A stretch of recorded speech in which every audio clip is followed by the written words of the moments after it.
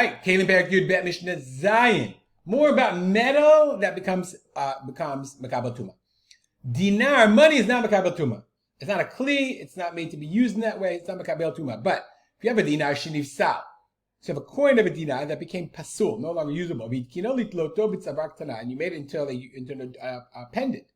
You put a hole in it and you used it to put it on the neck of a your daughter, of a young girl. Doesn't have to be your daughter. Then it's tamei. Then it's Makabel Tumah. Nikvo, you put a hole in it, nikvo. So she learned with Savar. Oh, but no, but Sarabito, it's son or daughter. See, it shows my biases. Okay, then it's tamei. V'chein sela sheniv sela. Same thing is true about a sela, which is 4 dinarim. Mitkina liot shokelba. Use it; it's heavy. So use it to weigh. Then it's tameya because now it's a weight. It's no longer a coin. Okay.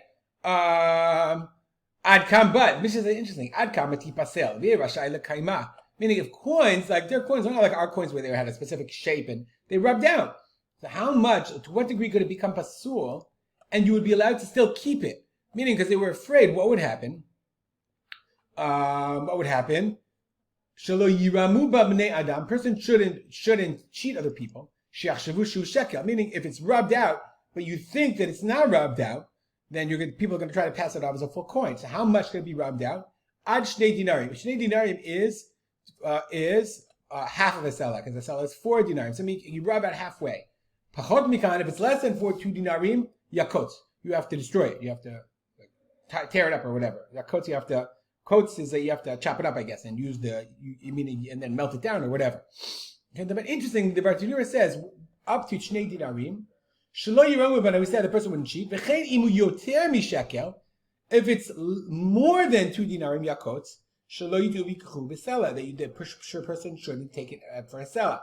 So from what I understand from the Bartanura is if it's worth exactly 2 dinarim, you can keep it. Because then nobody will think it's a sela and nobody will pass it off. If it's less than that, nobody passes it off as a shekel.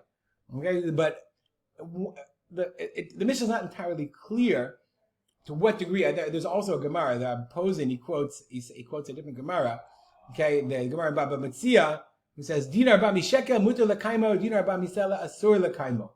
So if you have dinar from a shekel, dinar is 4 dinars. So 1 dinar is 2 shekel. That's okay. But dinar from sela, it's too much. So he says talks about the thickness of the coins. Again, this is one of those cases where we don't know exactly. He makes it look like quarters.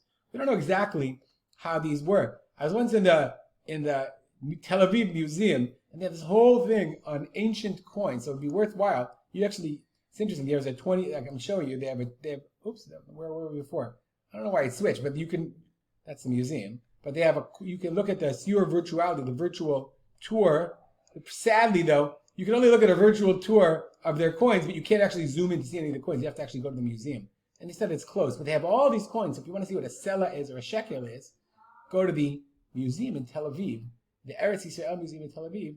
When the coin thing is open, you'll be able to see what exactly a shekel and a sela was and how they were rubbed out and how much it could be rubbed out. To understand that, you have to look into it a little bit more deeply. We'll stop here, dedicate our learning to my father, Rav Simcha ben Yitzchak Kalman. If you know more about the coins or you want to point to an article to me, send me an email or a WhatsApp and I'll share it with the group. Make it a great day.